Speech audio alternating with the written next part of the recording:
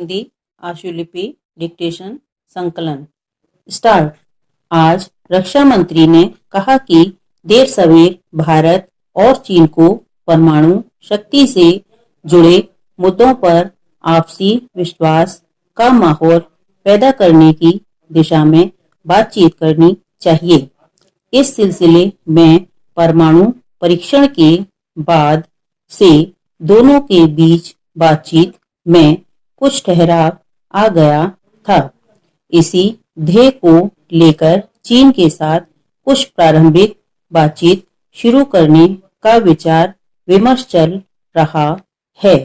उन्होंने इस बारे में कहा है कि हमारी मूल चिंता का विषय भारत की भौगोलिक और राजनीतिक स्थिति है। इसी मुद्दे पर चीन और पाकिस्तान के सामरिक संबंध इस विषय के दायरे में मापे जाने चाहिए।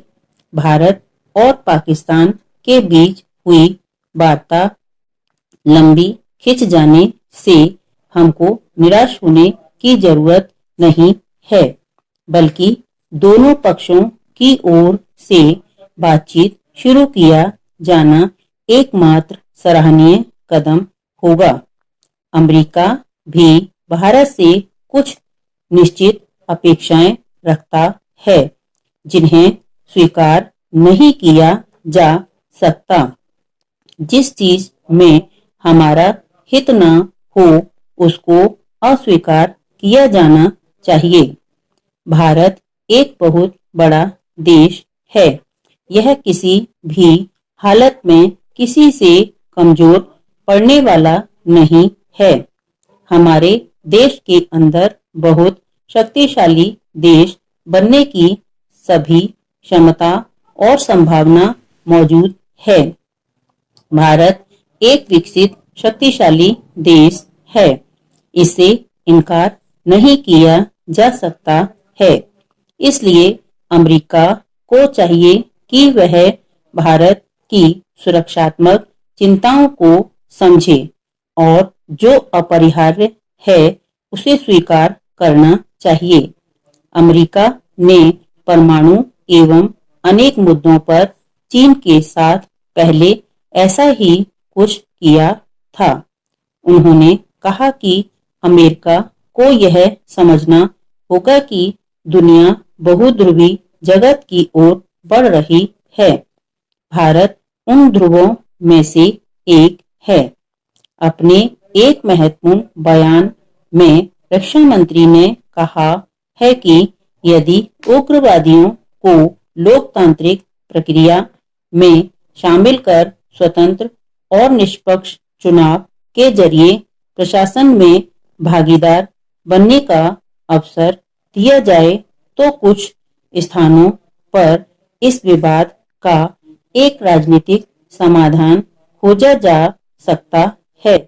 सभापति जी, अब मैं आपसे चौथा प्रश्न करना चाहता हूँ, जो ऊर्जा विभाग के संबंध में है, और वह यह है कि मेरे क्षेत्र में अमरपाटन विद्युत सहकारी समिति मर्यादित का विलीनीकरण मध्य प्रदेश पूर्व क्षेत्र विद्युत वितरण कंपनी में कर दिया गया है और संभागीय कार्यालय अन्यत्र दूर कर दिया है।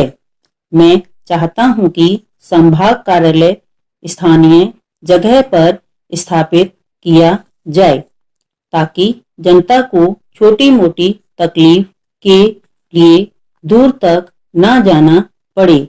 कृपया मेरा निवेदन स्वीकार करना चाहेंगे। सभापति महोदय, ऐसा प्रतीत होता है कि आज बिजली जीवन उपयोगी अनिवार्य आवश्यकता होती जा रही है। इस परिस्थिति में आने वाली छोटी छोटी बिजली से संबंधित अनेक समस्याओं के निराकरण के लिए क्षेत्रीय जनता को 100 किलोमीटर यात्रा करनी पड़ती है। अभी प्रदेश में जिन समितियों को समाप्त किया गया है, उनकी जगह संभाग पर गठन किया है। आम जनता द्वारा विद्युत संभाग जिला स्तर पर गठित करने की मांग की जा रही है। मेरे मत के अनुसार यह मांग यथोचित और न्यायसंगत प्रतीत हो रही है, इसलिए मान्य कर लिया जाना चाहिए। माननीय सभापति महोदय, मेरा 5वां सवाल यह है कि मेरी क्षेत्रीय तहसील के अंतर्गत सुबह 7 बजे गांव के समीप नाले से मिट्टी खोदने गए थे, जहां पर खदान धसकने के कारण मिट्टी में दबने से एक साथ एक ही परिवार के 3 लोग दर्दनाक मौत का शिकार हो गए थे।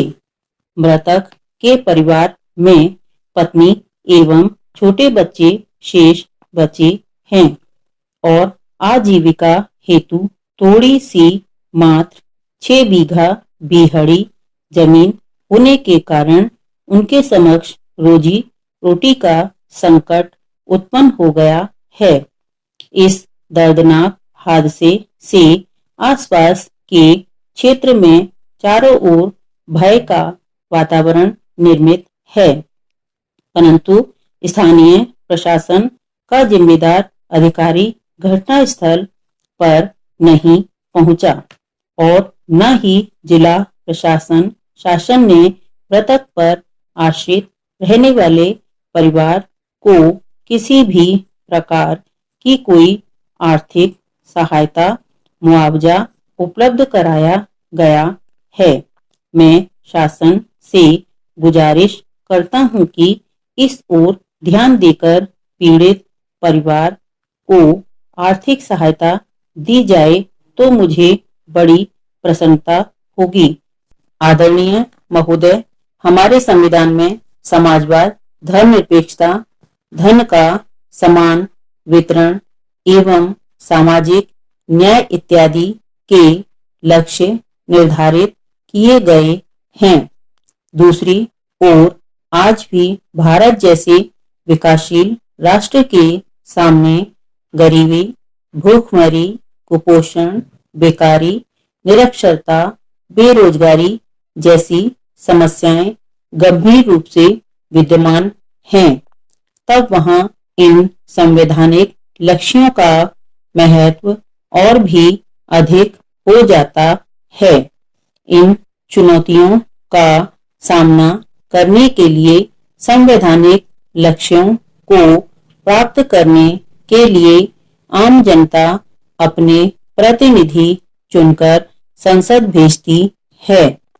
संसद जब इन गंभीर समस्याओं का समाधान करने के लिए कोई कानूनी कदम उठाती है और न्यायपालिका मौजूदा संवैधानिक प्रावधानों के अंतर्गत अपनी समीक्षा शक्ति के बल पर इन कानूनों को अवैध घोषित कर देती है, तो उस समय बड़ी नाजुक स्थिति निर्मित हो जाती है।